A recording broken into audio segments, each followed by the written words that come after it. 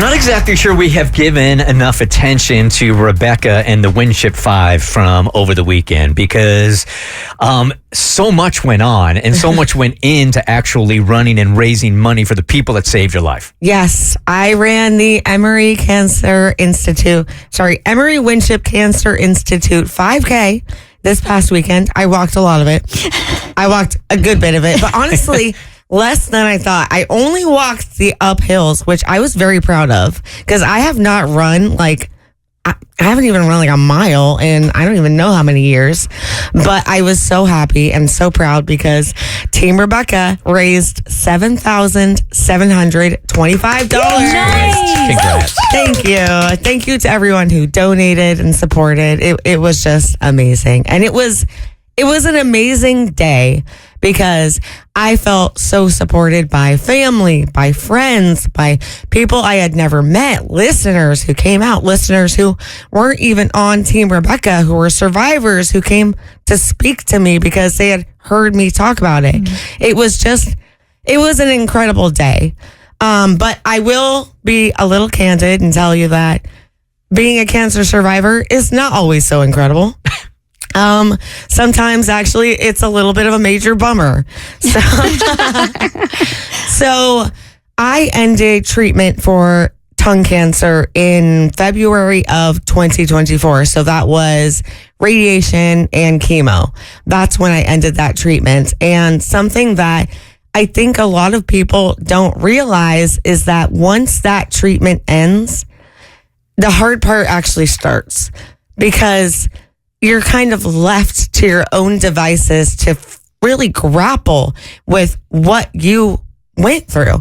And of course, you're grateful that you made it through, that now you're just looking forward to hopefully clear scans and eventually being deemed cancer-free.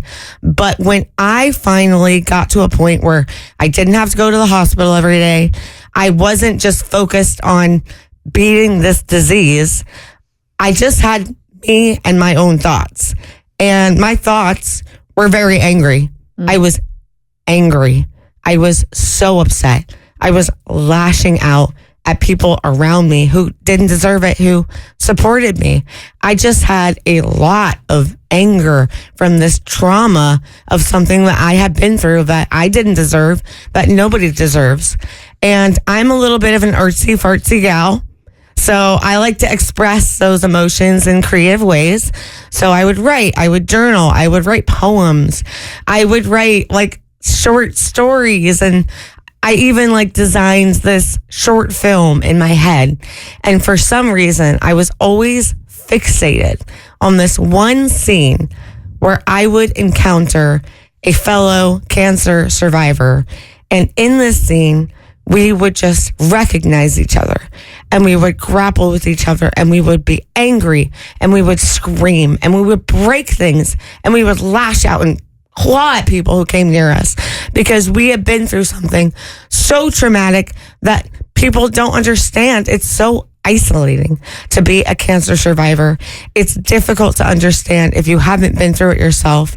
Of course, it's, I think, equally as difficult to watch someone you love go through cancer. But my experience as a survivor is it's isolating. People don't understand. And that left me with a lot of anger and something that I've carried for a long time. So at the 5K this weekend, I was not feeling that anger. I was feeling very supported by so many people around me.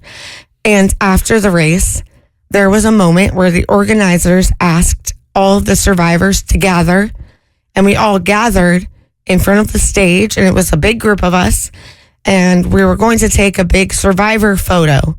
And I was like, okay, I'd like to do that. I think that's kind of exciting for me. This is something that would almost scare me before, but I'm excited to do this. And the photographer was really awesome, really sweet, but kind of corny. Like, okay, everybody do this. Everybody peace sign. Okay. And the last thing she said was, everybody turn to your neighbor and look at them. And I turned and I looked at the woman who was standing next to me. And she had her arm around me, and I had my arm around her. and she was holding me in her arms. And I don't know her. She wasn't that old. She was probably in her early 40s. And I don't know her story. But we were looking into each other's eyes. And it was such a moment. And it felt so special because we saw each other. And we smiled at each other. And I just realized in that moment that maybe I have moved past anger as an emotion. Maybe what I can carry now is joy, the joy of being alive and being so grateful because I was able to share that with this stranger who'd been through the same thing that I had been. So I was just so grateful that I got to share that moment with a fellow survivor. And thanks for the money, everyone. The Bert Show.